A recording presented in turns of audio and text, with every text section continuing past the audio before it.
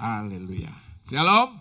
Hari ini saya akan berbicara satu tema. Masih ingat tema kita apa? Tema besar 2022.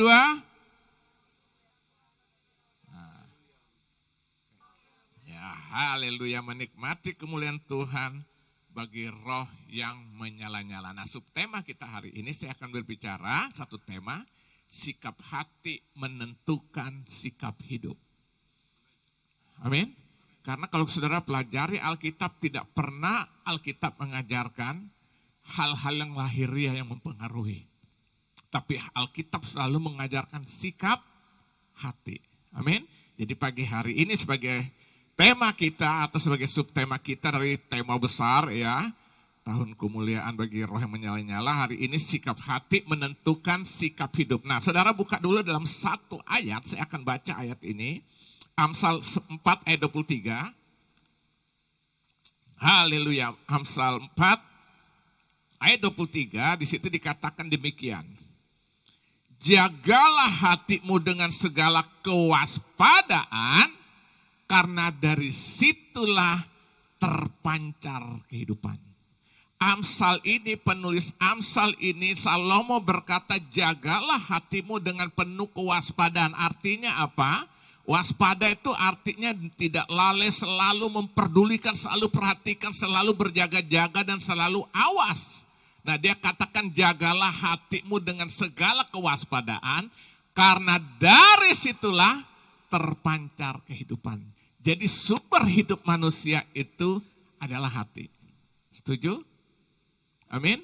Masa kalah dengan, dulu ada sebuah lagu yang kan dinyanyiin kan, jagalah hati, jangan kau, nah itu kitab Amsal, saudara, ya kan? Jadi saudara lihat, nah hari ini kita berbicara tentang sikap hati menentukan sikap hidup. Kenapa saudara? Artinya begini saudara, apa yang nampak di permukaan hidup seseorang, itu sebenarnya sangat ditentukan atau dipengaruhi oleh sikap hatinya.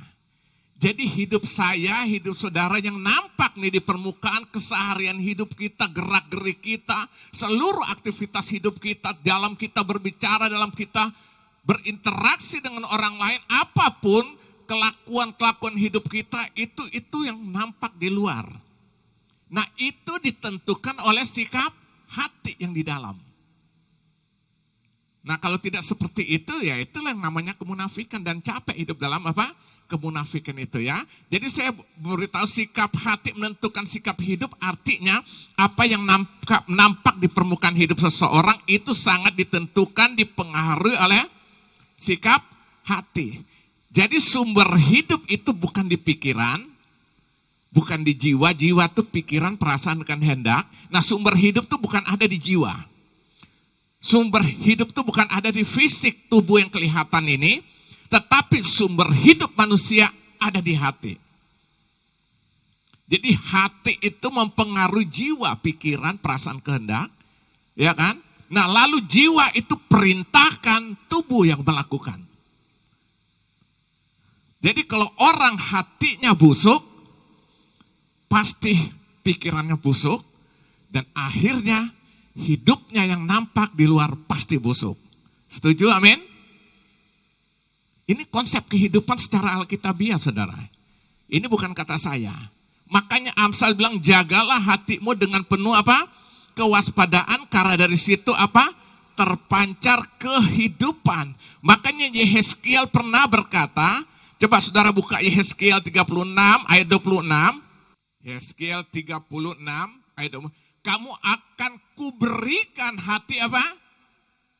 Yang baru, kata Tuhan kepada Yehezkiel, khususnya bagi jemaat orang-orang Israel pada itu, supaya mereka berubah. Lalu pesannya di sini, kamu akan kuberikan hati yang baru dan roh yang baru di dalam hatimu, dan aku akan menjauhkan dari tubuhmu hati yang keras, dan kuberikan padamu hati yang taat. Lihat, Yehezkiel Tuhan suruh sampaikan ini kepada umat Israel supaya apa?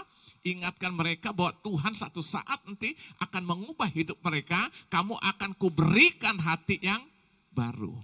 Nah kita tahu hidup bangsa Israel yang lalu bagaimana hidup mereka. Tapi Tuhan bilang Tuhan juga akan memberkati mereka, akan mengubah hidup mereka. Nah, dimulai dari apa? Sikap hati. Itu sebabnya suatu saat Tuhan perintahkan Nabi Samuel, kamu pergi ke rumah seorang bernama Isai. Untuk ngapain? Nanti sampai sana aku akan perintahkan kamu mengurapi seorang anak dari bapak Isai ini, akan aku angkat menjadi seorang raja Israel. Isai datang. Lalu Isai bertanya kepada Samuel datang kepada Isai. Sampai di rumahnya, dia suruh bertanya berapa orang anaknya dan sebagainya. Lalu disuruh tampil satu persatu. Samuel bilang, karena Tuhan akan mengangkat seorang daripada anakmu menjadi raja Israel. Menggantikan Saul. Tampil satu persatu. Menurut Samuel, anak pertama, anak kedua inilah yang pantas. Karena dilihat secara penampilan tubuh fisik meyakinkan. Ternyata setelah satu persatu maju, menurut Samuel ini dia. Pasti dia akan diurapi. Tuhan bilang bukan. Sampai anak yang ketujuh. Gak ada. Tuhan bilang tidak ada, bukan. Tanyalah dong, emang habis anakmu? Baru diingat Isai ada seorang anak bernama Daud sedang disuruh mengembalakan kambing domba di padang gurun. Panggil dia. Maka Daud datang mau bersihkan diri. Setelah itu dia tampil depan Samuel. Begitu dia muncul, Tuhan bilang, inilah dia, urapilah dia. Samuel sempat agak ragu. Kenapa? Karena penampilan fisik gak meyakinkan. Lalu Tuhan bilanglah dalam 1 Samuel 16 itu. Ayat apa? Ayat kan 17, ya kan? Ayat 7, engkau melihat apa yang kelihatan. Tapi aku melihat hati. Amin. Apa yang dilihat orang adalah yang kelihatan, tapi Allah melihat apa? Melihat hati, ya. Di dalam 1 Samuel 16 saudara bisa baca di situ. Jadi jelas di sini saudara bahwa hidup itu ditentukan hati. Yesus berkhotbah dalam satu kata-kata khotbahnya dalam Matius 5 ayat 8 dia bilang berbahagialah orang yang suci hatinya. Kenapa? Karena mereka akan melihat Allah. Jadi orang-orang akan melihat Allah, orang-orang yang suci hatinya. Amin. Jadi hidup ini yang nampak di luar itu hanya permukaan itu ditentukan hati. Amin. Nah sekarang kita masuk dalam pembahasan kita. Sikap hati menentukan sikap hidup. Pertanyaannya kenapa sikap hati itu sangat menentukan sikap hidup, ya kan? Nah kalau gitu, kenapa hati itu harus dijaga? Karena dia menentukan sikap hidup, kenapa harus dijaga? Yang pertama saya pelajari Alkitab, karena hati sangat mempengaruhi ibadah dan penyembahan kita kepada Tuhan. Buka dulu Yesaya 29 ayat 13 sampai 14. Jadi yang pertama saudara, kenapa hati itu harus dijaga? Karena hati itu sangat mempengaruhi iman, maksud saya ibadah dan penyembahan kita kepada Tuhan. Perhatikan ayat 13 sampai ayat 14. Dan Tuhan telah berfirman, oleh karena bangsa ini datang mendekat dengan mulutnya dan memuliakan aku apa? Dengan bibirnya, padahal hatinya menjauh daripadaku. Dan ibadahnya kepadaku hanyalah perintah manusia yang dihafalkan. Terus, maka sebab itu sesungguhnya aku akan melakukan pula hal-hal yang ajaib pada bangsa ini. Keajaiban yang menakjubkan. Apa? Yaitu hikmat orang-orang yang berhikmat akan hilang. Dan kearifan orang-orangnya yang arif akan bersembunyi. Lihat. Nah di sini Yesaya sampaikan pesan, lihat orang-orang ini hanya datang beribadah kepadaku hanya dengan apa? Ayat 13 kembalikan lagi. Karena bangsa ini datang mendekat dengan mulutnya, memuliakan aku dengan bibirnya, padahal hatinya menjauh daripadaku dan ibadahnya kepadaku hanyalah perintah manusia yang dihafalkan. Nah saudara lihat di sini. Jadi yang pertama, kenapa hati harus dijaga? Karena hati itu sangat mempengaruhi ibadah dan penyembahan kita kepada Allah. Artinya apa? Seluruh ibadah kita, penyembahan kita, pelayanan kita, persembahan kita, doa kita dan sebagainya, apapun yang kita lakukan mengatasnamakan orang percaya, mengatasnamakan pelayanan, mengatasnamakan ibadah, saudara lihat, itu sangat ditentukan sikap hati. Saudara, kalau enggak kita hanya beragama. Mungkin saya akan khotbah, ya Tuhan taruh ini yang saya ingin sampaikan supaya kita mengalami sesuatu yang luar biasa dalam Tuhan. Amin. Lihat, ibadah aja Tuhan bilang apa? Mereka hanya dengan mulut, bibir mempersembahkan segala, padahal hatinya menjauh dari pada aku. Artinya apa? Seluruh aktivitas kita, kegiatan kita dalam melayani, dalam melakukan apa saja yang kita lakukan, mengatasnamakan pelayanan, mengatasnamakan nama Tuhan, tapi dengar baik, Tuhan tuh melihat hati. Amin. Nah, contohlah bangsa Israel nih ya kan, dia dikecam oleh Allah karena apa? Hati mereka itu menjauh daripada Tuhan. Makanya lihat, mereka cuma beribadah dengan mulut, dengan bibir memuji Tuhan, menyembah Tuhan dengan mulut dan bibirnya, hatinya enggak, saudara. Nah, jadi saudara lihat kenapa hati harus dijaga. Karena hati sangat menentukan ibadah kita dan penyembahan kita kepada Allah. Amin. Jadi saudara, hari ini yang pertama, kita harus jaga hati. Alasan pertama, ini sangat berpengaruh kepada ibadah kita dan penyembahan kita.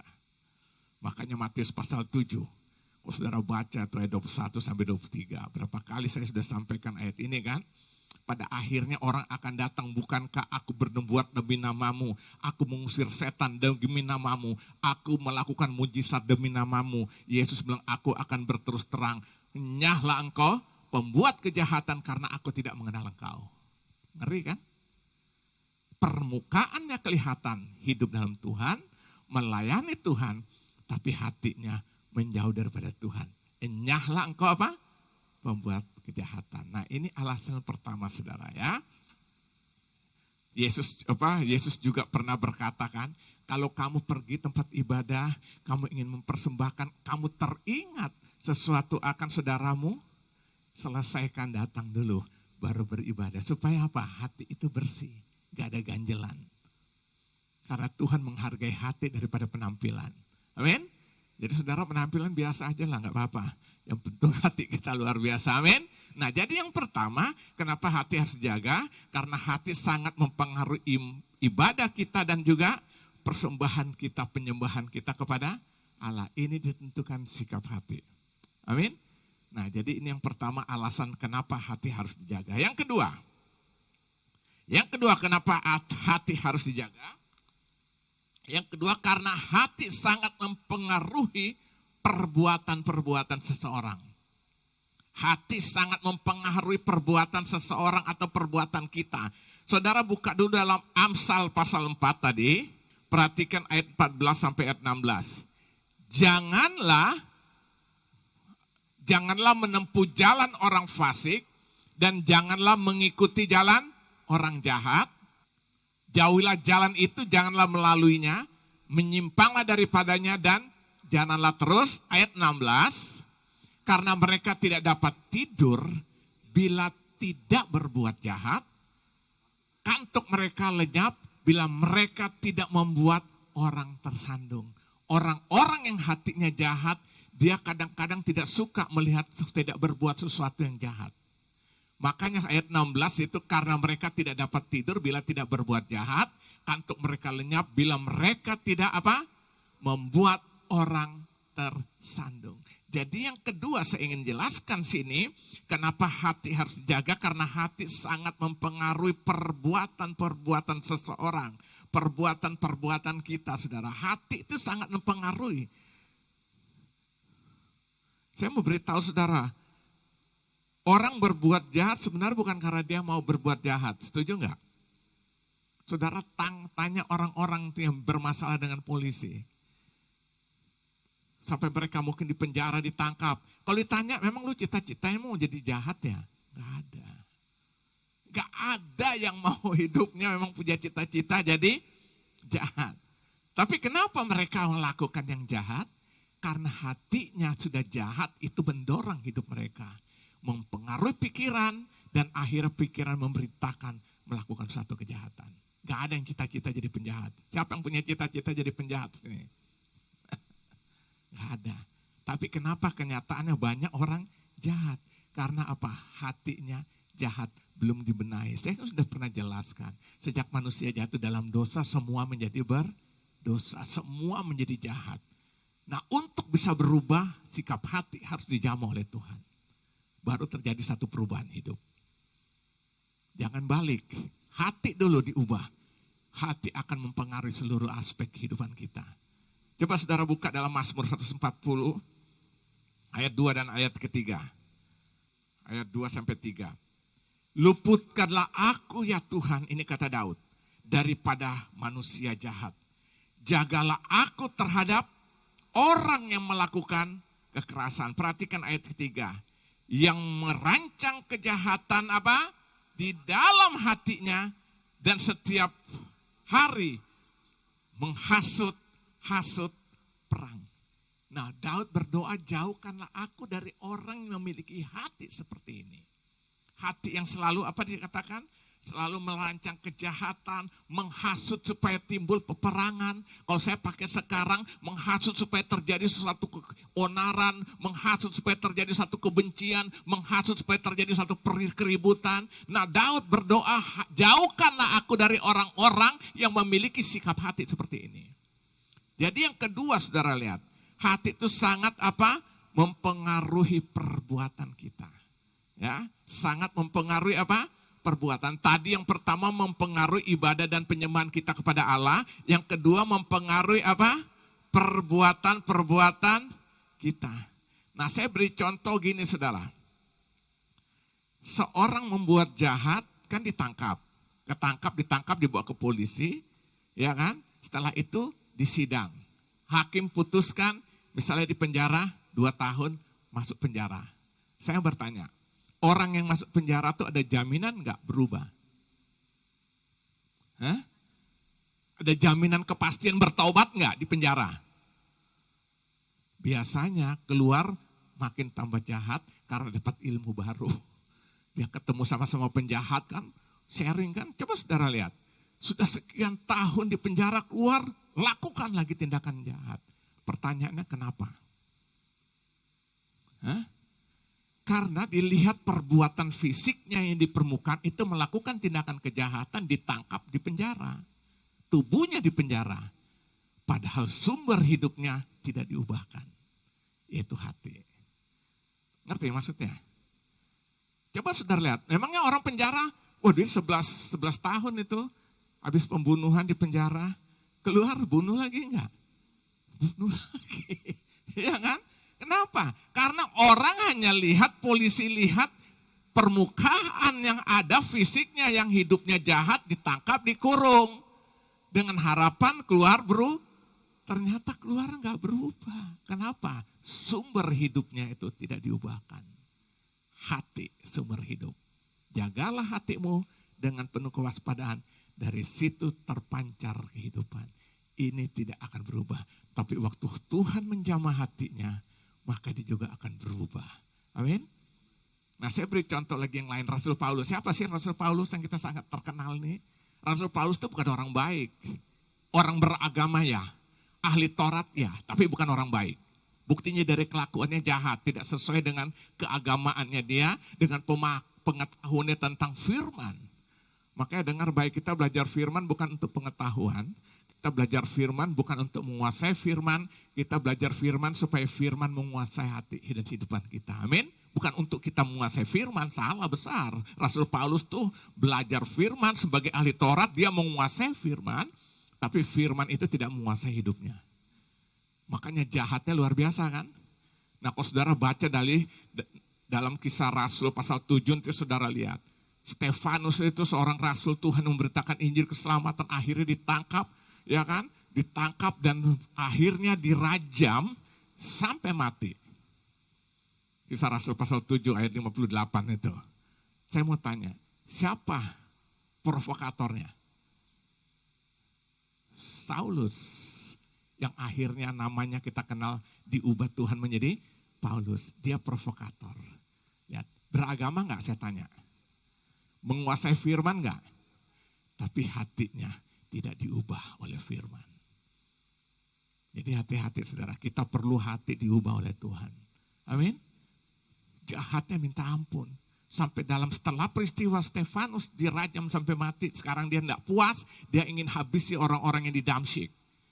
Dia minta surat perintah dari para imam-imam untuk izin pergi ke Damsyik menghabisi orang Kristen yang ada itu. Dalam perjalanan dia, Kisah Rasul 9 mencatat, tadi Kisah Rasul 7. Dalam perjalanan, di situ dia berjumpa dengan Tuhan Yesus. Tiba-tiba dia lihat sinar bercahaya, menghantam mukanya. Dia jatuh tertelungkup karena silonya sinar itu. Lalu dia dengar suara, Saulus, Saulus, mengapa engkau menganiaya aku? Saulus bertanya, siapa engkau? Tuhan, akulah Yesus yang kau aniaya. Singkat cerita, inilah titik balik kehidupan Rasul Paulus. Hatinya dijamah Tuhan, hidupnya berubah. Sampai akhirnya berkata, hidupku bukannya aku lagi, tapi Kristus yang hidup dalam aku. Dia rela mati, rela teraniaya, rela dipenjara karena nama yang sama. Kenapa? Hatinya diubah menjadi hati yang baru. Amin.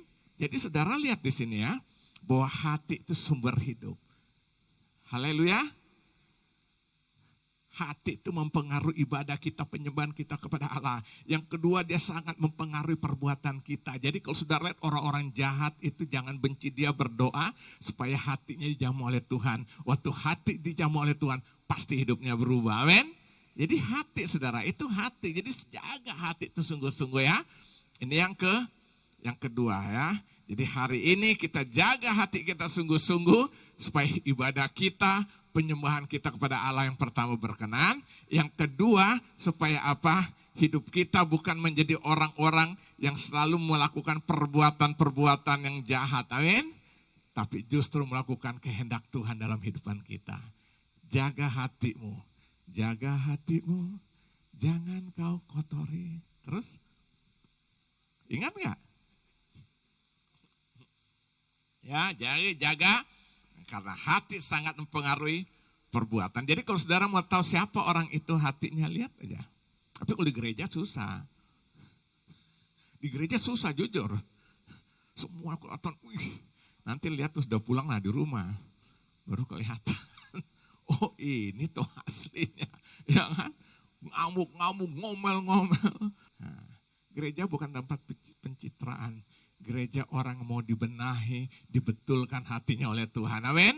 Bukan untuk pencitraan, datang apa adanya dengan hati terbuka. Tuhan, aku bersalah, ampuni aku. Kemarin hari Jumat saya sudah bahas tentang ini loh. Anak sulung, anak bungsu yang terhilang. Ya kan? Ayo datang. Di sini kan saya selalu bilang bengkel, artinya datang ke sini siap diperbaiki hatinya. Amin. Lihat.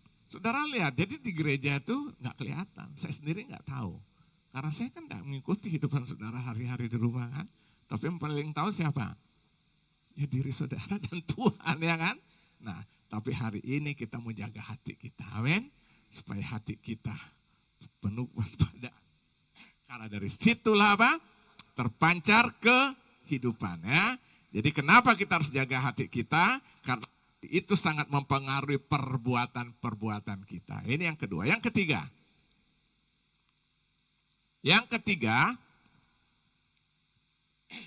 Kenapa harus menjaga hati? Karena hati mempengaruhi perkataan kita. Mempengaruhi apa? Perkataan. Buka dulu dalam Amsal tadi, 4 ayat 24. Nanti kita pindah. Terus nanti dari situ pindah ke Matius 12 ayat 34 sampai 35. Jadi yang ketiga, kenapa hati harus dijaga? Karena hati mempengaruhi perkataan-perkataan kita atau perkataan-perkataan seseorang. Amsal 4 ayat 24, perhatikan di situ. Buanglah mulut serong dari padamu, lihat. Ayat 23, jagalah hatimu dengan penuh kewaspadaan kan. Lalu di situ ayat 20, buanglah mulut serong dari padamu dan jauhkanlah bibir yang dolak-dalik. Dolak-dalik itu apa sih? Oh, yang pintar itu loh. Ya, oh, pintar bolak-balik cerita ya kan, mengarang-arang cerita, pokok itu jadi apa? Apa tuh? Sutradara unggul gitu loh ya kan. Suka, waduh dengar begini, wah dia cerita ke dia bolak-balik ditambah-tambah bumbu supaya itu tambah panas kan. Panas, nanti baru biasanya kayak gitu. Ingat, ini hanya kita berdua loh ya. Nanti dia ketemu lagi berikut, dia cerita panasnya, lihat. Bayangkan hanya kita berdua tapi sudah 1.000 orang yang antara dia dengan orang itu.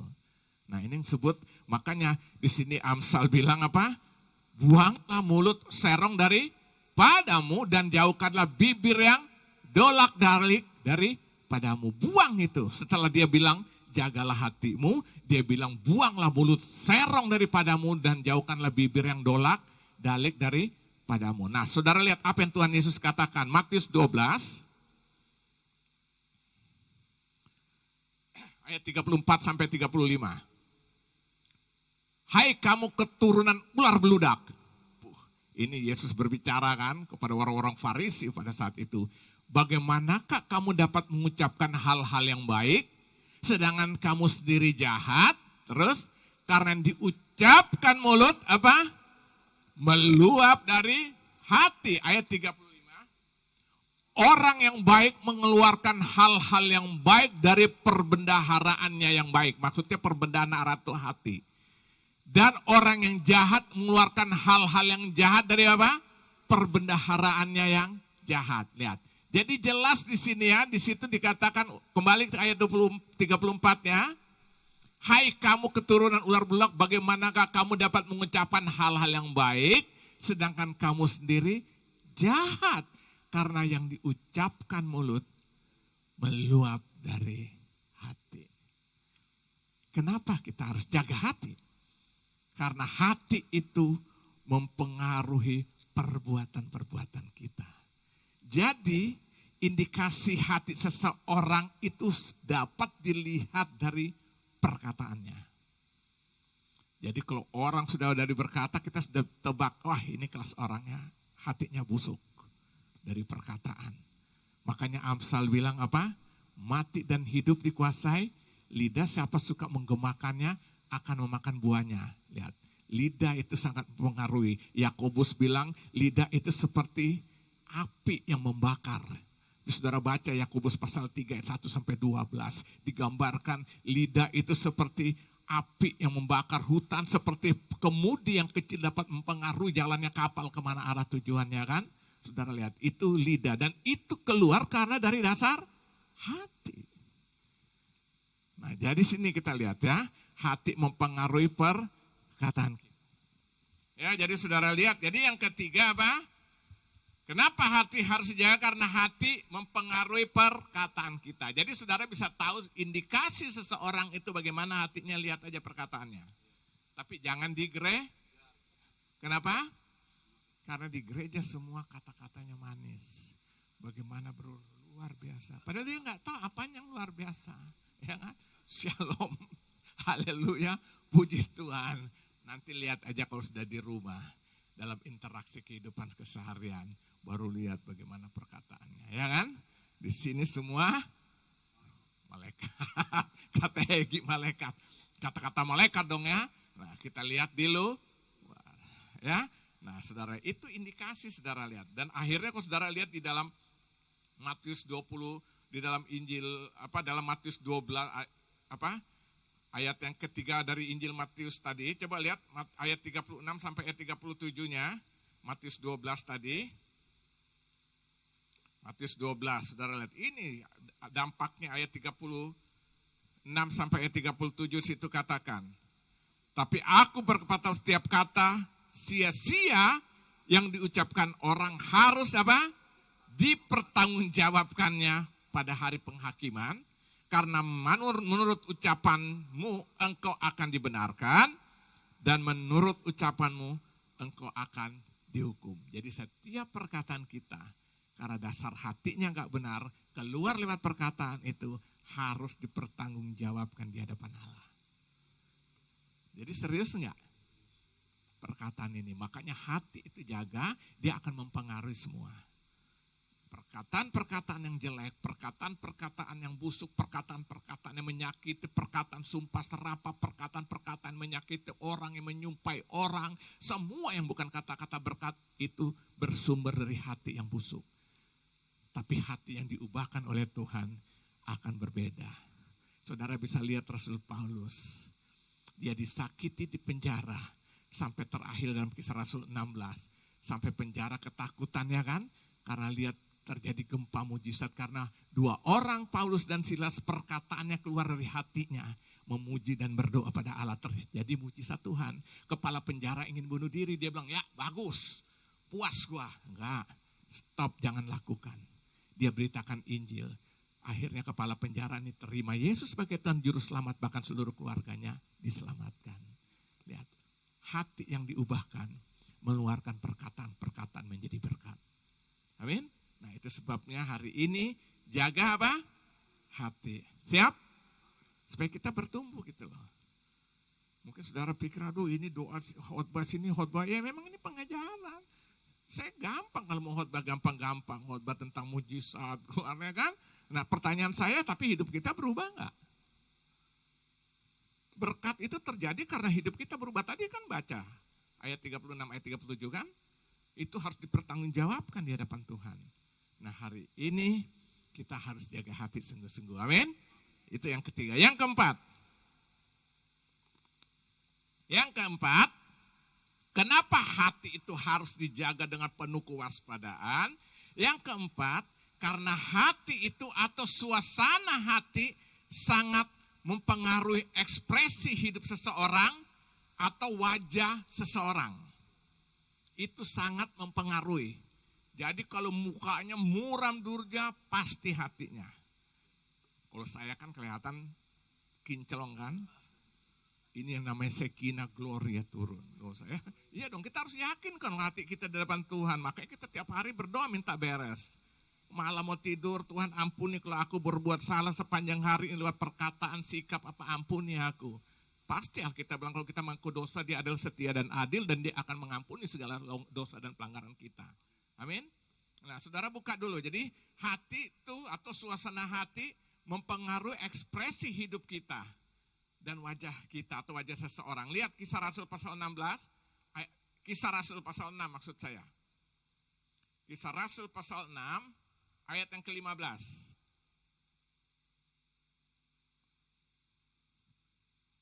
Nah ini berbicara tentang tuduhan terhadap Stefanus. Karena Stefanus memberitakan Injil, dituduh macam-macam.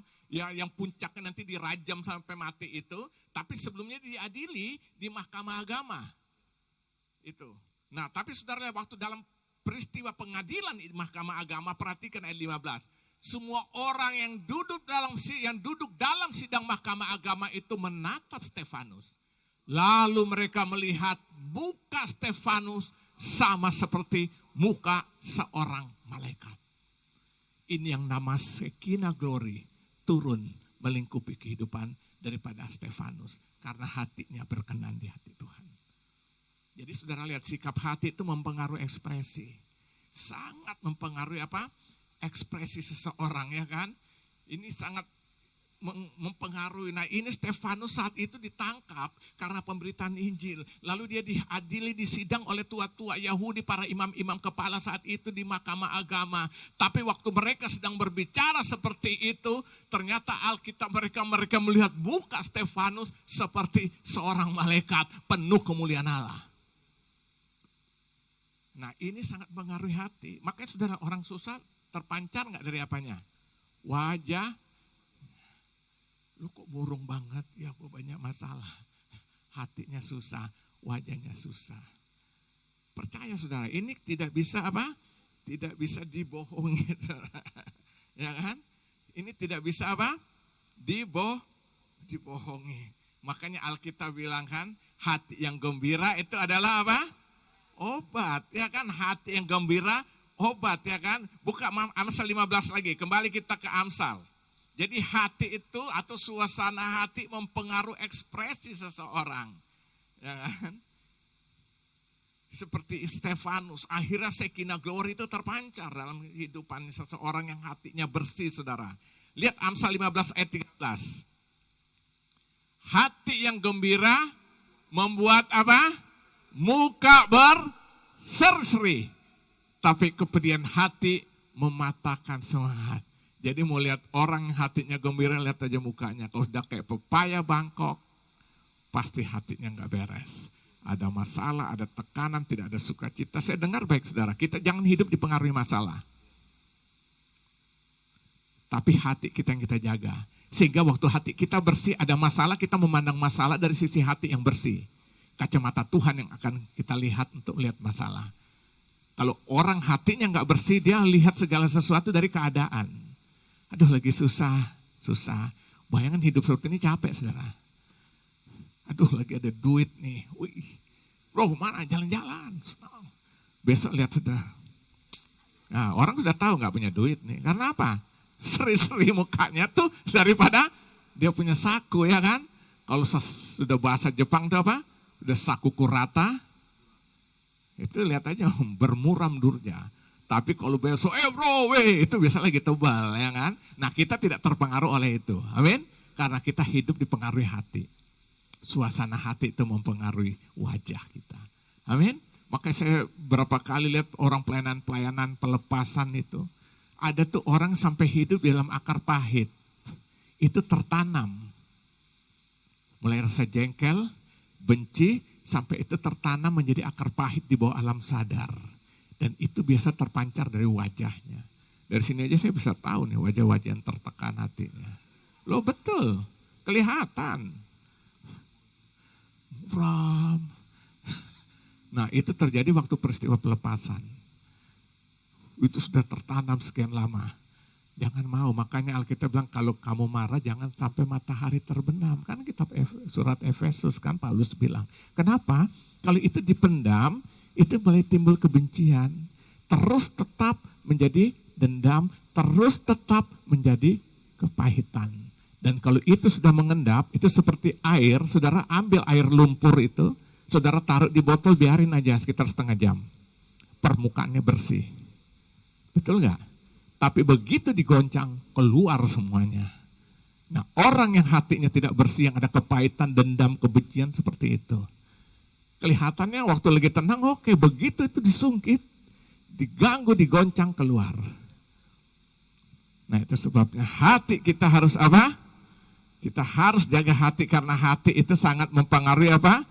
Ekspresi. Hati yang gembira adalah obat. Tetapi semangat yang patah keringkan tulang. Hati gembira membuat muka apa? Berseri-seri ya. Jadi saudara lihat, jaga hati supaya muka kita kinclong. Ini yang disebut dengan apa? Ini yang disebut dengan Shekinah glory. Memenuhi hati kita, terpancar keluar lewat wajah kita. Saya teringat tahun berapa itu ya? 93 mungkin. Waktu itu kami baru menikah 1 tahun. Jadi istri waktu itu mengalami keguguran, jadi pendarahan lah, dibawa ke rumah sakit Ongkomulyo. Ya kan? Jadi sampai di situ, ya masuk, ya saya mau ngapain? Jadi saya berdiri di luar sambil, ya kita kan enggak punya pengharapan, hanya pengharapan kita kepada Tuhan ya kan? Saya sambil berdoa dalam hati, memuji Tuhan, pelan-pelan. Tiba-tiba datang seorang suster. Dia tanya, kalau saya tanya sama Ibu Gembala juga enggak salah. Setelah saya besuk sekian harinya, gitu saya kembali sekian. Dia tanya, kalau enggak salah tanya sama ibu, Pak, Bu, Ibu, Bapak tuh kerjanya apa sih? Istri bilang, pendeta pantas katanya. Kenapa? Biasa orang dalam menghadapi gini tuh apa? Langsung mukanya tuh berubah stres, tapi ini kok biasa-biasa aja. Saya waktu itu saya jujur, saya bersyukur Tuhan. Saya bersyukur orang yang hidup dalam Tuhan, di dalam situasi apapun karena hatinya dipenuhi Tuhan. Wajahnya itu akan memancarkan Shekinah glory. Orang lihat dia menghadapi masalah kok wajahnya tetap kinclong. Tetap berseri-seri kata Amsal tadi. Amin. Kenapa? Hati itu mempengaruhi semua. Makanya Alkitab bilang jaga hatimu dengan penuh kewaspadaan karena dari situ terpancar kehidupan, ya kan? Hati itu dipengaruhi apa? Mempengaruhi suasana hidup kita. Hati itu suasana hati sangat dipengaruhi oleh apa? Ekspresi kita, dia akan mempengaruhi saudara. Sampai orang lihat, orang ini ada masalah tapi kok sukacita, itu karena hatinya saudara. Bayanganlah kalau kita tuh hidup suasana itu tergantung situasi kondisi yang di luar. Hari ini senang, besok buram durja. Tiba-tiba senang lagi, capek lu hidup seperti itu. Ini membedakan kita dengan orang-orang beragama secara umum. Karena kita mengenal roh Tuhan. Allah yang kita kenal dalam Yesus, dia mengirimkan rohnya. Itu memenuhi hidup kita dan ini memancarkan keluar Shekinah glory itu. Sinar kemuliaan Tuhan itu. Sinar kemuliaan-Mu Bapa. Ada kan? Saudara lihat ya. Jadi saudara lihat kenapa hati harus dijaga? Karena hati atau suasana hati sangat dipengaruhi oleh apa? Ekspresi atau mempengaruhi ekspresi hidup kita, wajah kita, kelihatan nanti saudara. Makanya kita harus bersih hati kita, amin. Nah saya ingat tahun berapa tuh ya, 88, 89, saya melayani sebuah gereja, diminta bantu waktu ada sebuah gereja di Jalan Pemuda. Sekarang udah gak ada itu. Gereja GBI saya diminta bantu juga pelayanan di situ, ya saya bantu. Dan waktu masih muda kan, jadi saya diminta pegang tuh ibadah pemudanya. Jadi saya dari Shalom kalau minggu langsung ke situ. Nah jadi di situ ada seorang wanita, dia sebagai asisten rumah tangga berlatar belakang non-Kristen. Akhirnya dia terima Tuhan, sungguh-sungguh dia aktif dalam pelayanan. Nah satu saat dia bersaksi begini, dia waktu itu pergi ingin pulang kampung, dia naik sebuah kereta. Begitu dia duduk di kereta, dia lihat ada 2 orang pemuda melihat dia. Dia sempat takut. Kan pikiran jangan-jangan membuat jahat. Tapi gak lama terus orang ini sampai didekatin dia. Langsung bertanya begini, Mbak orang Kristen ya? Dia kaget, iya kenapa? Karena saya lihat di mukanya Mbak tuh kok beda, kayak ada satu sinar gitu loh. Singkat cerita akhirnya 2 orang pemuda datang itu sharing, konseling dengan Mbak yang seorang asisten rumah tangga ini. Lihat, orang sederhana biasa, tapi hatinya dipenuhi dengan kasih Tuhan, dipenuhi dengan roh Tuhan, hatinya diperbaharui oleh Tuhan, dampak lewat wajahnya. Amin. Jadi kalau wajah kayak setan itu hatinya penuh setan. Ya kan? Tapi kalau wajah, tadi Alkitab bilang wajah seperti malaikat.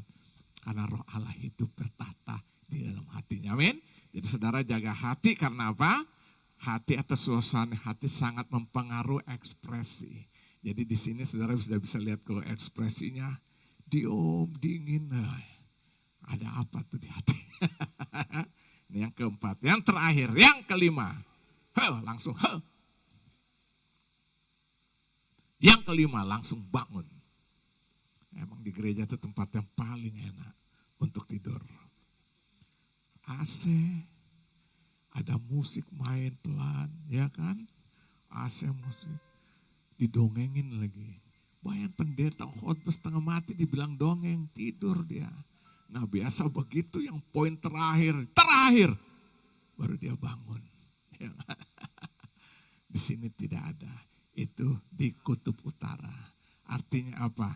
Tidak terlalu banyak maksud saya, 1, 2. Ya. Yang terakhir kita lihat, kenapa hati harus dijaga?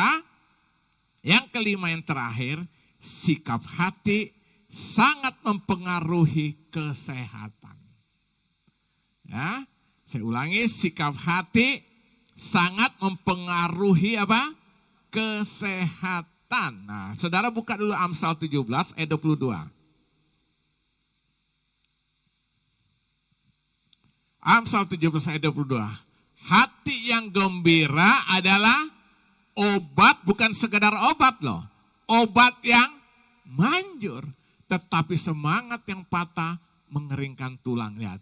Amsal bilang hati yang gembira adalah obat yang manjur. Tetapi semangat yang patah mengeringkan tulang. Jadi saudara lihat nih sikap hati sangat mempengaruhi kesehatan saudara. Sangat mempengaruhi kesehatan. Seringkali banyak orang sakit, tidak selalu ya, tidak semua. Banyak orang sakit itu dilatar belakang karena sikap hatinya. Tersimpan sesuatu terus menerus tuh akhirnya itu menjadi penyakit. Makanya Alkitab bilang hati gembira adalah obat yang manjur, tetapi semangat yang patah mengeringkan apa? Tulang. Jadi hati ini harus dijaga supaya tetap bersih, tetap berkenan. Itu memberikan kekuatan dalam kehidupan kita, bahkan memberikan apa? Kesehatan di dalam kehidupan kita. Ya kan? Nah makanya Efesus bilang, kalau saudara lihat, coba Efesus 4 ayat 26, apa yang Rasul Paulus katakan di sini. Efesus 4 ayat 26, apabila kamu menjadi marah, janganlah kamu berbuat dosa. Janganlah matahari terbenam sebelum apa? Padam amarahmu. Kenapa? Boleh marah enggak? Tapi marah harus ada judul. Ada judul ya kan? Tepat waktu ya kan? Jadi judulnya apa gitu loh. Jangan hanya gara-gara hal sepele marah. Jadi harus ada jelas dasar marah kita tuh ada gitu loh. Ya jadi tapi jangan berbuat dosa. Kenapa? Jangan sampai matahari terbenam belum selesai amarah. Kenapa di sini Paulus bilang jangan sampai matahari terbenam? Pengertian yang pertama, matahari terbenam berarti itu berlarut-larut. Kalau sudah berlarut-larut itu akan tertanam di hati. Itu bisa menjadi benci, dendam, sampai kepahitan. Yang kedua, jangan sampai matahari terbenam artinya jangan sampai kuasa kegelap itu mengambil alih. Kan dari terang sampai pada gelap. Gelap itu berbicara kuasa kegelapan jangan sampai mempengaruhi. Jadi marah boleh tapi sesuai dengan marahnya dan jangan berbuat dosa. Kan ada orang marah yang kan sampai berbuat dosa. Saya dengar dari seorang pengusaha cukup terkenal di Indonesia. Dia bilang, saya kalau mau marah bawahan saya, staf saya yang buat salah, boleh dong marah sebagai seorang pemimpin. Dia bilang, kadang-kadang udah mau parah, kayak mau mungkin agak sedikit kasar, arogan gitu. Dia bilang, saya hitung sampai 15. 1, 2, 3. Dia bilang biasa kalau sampai 15 langsung reda. Saya tetap marah, tapi marahnya dengan cara yang benar. Orang kaya tuh, bos kan udah marah tuh, saudara bisa gelas ada yang dilempar. Ya, dia hitung supaya apa? Terkendali marah, tetap marah, tapi terkendali. Supaya tidak berbuat dosa. Lalu dia bilang, tapi kalau bawahan saya tuh usia lebih tua daripada saya, ada rasa penghormatan dong. Dia bilang, saya hitung sampai 30. Saya pikir ini ide yang bagus juga. Maka saudara lihat orang semarah apapun, begitu datang orang yang lemah lembut, nah Pak, udah Pak duduk dulu, tolong jelaskan mungkin kita bisa bantu, itu langsung reda. Betul nggak? Tapi coba, datang, iya tapi malah bekelahi pasti. Loh ini fakta. Makanya suami-suami itu kadang-kadang kalau istri lagi marah tuh dia kadang-kadang pergi diam. Bukan apa, dia takut kalau diladeni makin ramai. Soalnya biasa ibu-ibu kalau marah kalau diladeni itu paling senang gitu loh. Benar gak? Kalau diladeni, makin senang. Tapi kalau ditanggapin dia jengkel dengan diri sendiri tapi gak bisa buat apa-apa. Nonce aja ketawa. Maka jadi kalau lihat Stanley tiba-tiba sudah pergi, ya itu lagi bersih ngonceng. Alkitab bilang lebih baik tinggal di sudut suatu rumah daripada tinggal dengan istri yang suka bertengkar. Jadi kalau lihat Stanley sudah duduk di atas suatu rumah, tanya ngonceng, ada apa? Ya kan? Saudara lihat ya. Jadi saudara lihat, itu sangat mempengaruhi apa?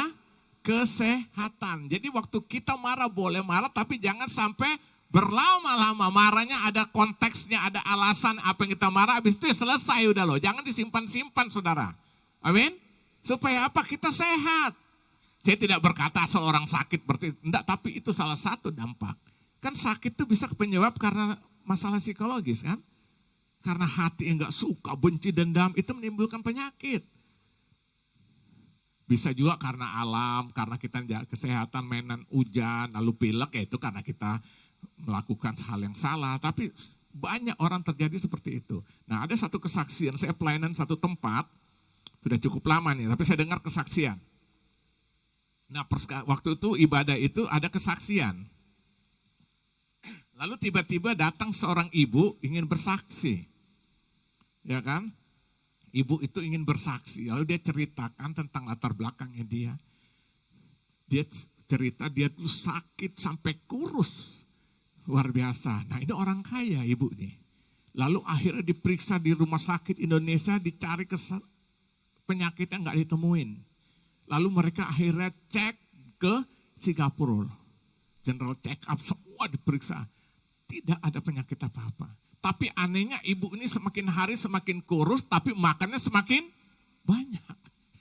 Orang makan banyak, harusnya gemuk, ini makan banyak tapi semakin kurus. Sementara dicek kesehatan yang nggak ada. Akhirnya dia datang pada seorang pendeta konseling. Disuruh ceritakan semua cerita.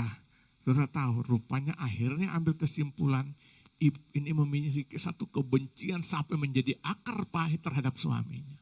Dan itu sudah bertahun-tahun terbenam. Ya tertanam gitu, itu seperti air tadi saya bilang. Terukit itu dan akhirnya mengalami penyakit ini. Akhirnya didoakan, doa pelepasan dan akhirnya apa yang terjadi? Ibu ini sampai maaf, sampai keluar muntah-muntah segala macam. Sejak saat itu dibebaskan dan akhirnya dia makan normal dan tubuhnya gemuk kembali. Ini kesaksian saya dengar sendiri. Jadi rupanya dampak daripada kepahitan itu menimbulkan banyak penyakit. Sakit kepala lah, minimal sakit hati ya kan? Ya kan? Lebih baik sakit gigi ini daripada sakit hati. Ya kan? Tapi Alkitab berkata, jaga hatimu dengan penuh kewaspadaan karena dari situ terpancar kehidupan. Jadi waktu kita jaga hati kita tetap bersih, ya kan? Tetap bersih, ini mempengaruhi kesehatan. Amin. Saudara, saya coba periksa, saya coba teliti, ya artinya tidak secara khusus. Orang-orang saya lihat yang umur panjang sampai umurnya usia lanjut tapi tetap sehat. Ternyata saya jumpai orang itu orang-orang gak punya sakit hati. Saya beri contoh papi saya sendiri. Usia 92 tahun tidak sakit. Meninggal waktu dia tidur sudah. 80-an tahun, 80, 81 masih naik sepeda motor. Sini siapa naik sepeda motor 80-an tahun. Kenapa? Dia gak suka mikirin orang lain. Orang buat jahat sama dia berdoa pada Tuhan, minta Tuhan ampuni dia. Sehat saudara. Sampai 92 tahun usianya. Mami saya 84 tahun. Mereka sudah merayakan ulang tahun pernikahan yang ke-60. 50 aja sudah anugerah Tuhan, ini 60 loh. Akhirnya meninggal. Ya emang harus meninggal ya kan. Sini saya lihat, orangnya gak pernah jelekin orang, gak pernah, saya kan tahu banget saudara. Kalau kehidupan doa jam 3 pagi udah bangun berdoa. Baca firman saya gak tahu sudah berapa puluh kali. Zaman orang tua dulu kan bukan kayak kita lihat di di handphone atau ya kan di laptop, enggak saudara tahu. Jadi di meja untuk dia baca itu, tau gak pingsil yang ada merah biru dulu loh. Dia coretin yang dia rasa itu menjadi rema buat dia terus. Makanya Tuhan sempat izinkan dia sakit tahun 83. Dia sakit sampai dokter sudah angkat tangan. Kami dipanggil semua dari Jakarta, dokter bilang tuh hari Sabtu, paling hari Selasa nih baru bisa bertahan dan akan berpulang. Karena apa? Jumpai seluruh tubuhnya tuh kadar racunnya udah 500-an sekian. Di dalam tubuhnya. Dokter udah angkat tangan, ginjalnya udah hancur semua. Jadi dokter bilang ini kalau bisa bertahan paling sampai hari Selasa. Karena susah mengobatinya, kasih obat ini bertentangan dengan ini, semuanya berubah. Nah jadi waktu kami datang tuh antara udah gak sadar, kadang-kadang sekali kayak sadar kan. Nah singkat cerita, waktu hari Selasa divonis tuh dokter sudah harus innalillahi wa inna. Justru hari Selasa tiba-tiba sembuh total sampai waktu diperiksa dokter jadi bingung loh, ini kan sudah sakit kenapa malah sembuh total. Keluar rumah sakit.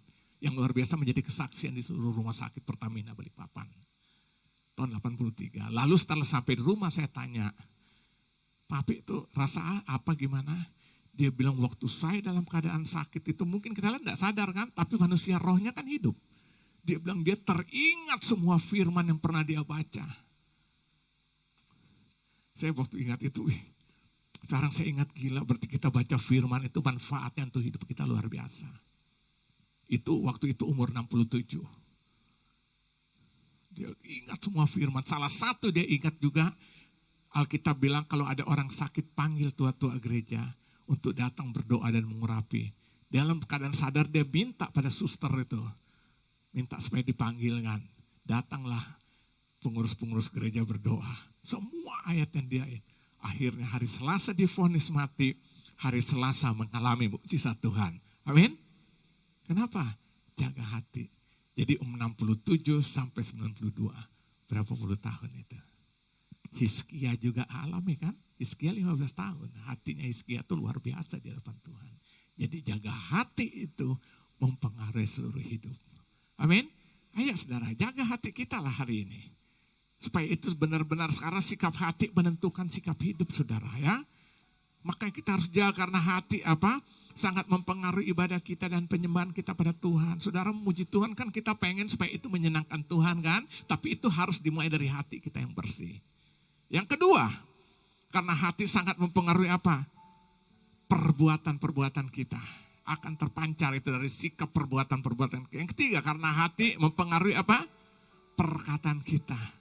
Orang yang mengeluarkan perkataan yang gak benar itu pasti hatinya gak benar. Tapi perkataan yang membangun, perkataan firman, perkataan berkat itu pasti orang yang memiliki hati yang bersih di hadapan Tuhan. Amin. Yang keempat, hati itu atau suasana hati akan mempengaruhi ekspresi kita, wajah kita. Ayo saudara, jaga hati kita. Yang kelima terakhir, sikap hati sangat mempengaruhi kesehatan. Saudara hidup dalam kebencian, pasti sakit-sakitan. Tapi hati yang plong di hadapan Tuhan, bersih, menikmati janji-janji Tuhan dan berkat Tuhan. Amin. Kita sehat, kita kuat. Tuhan Yesus memberkati. Haleluya, haleluya.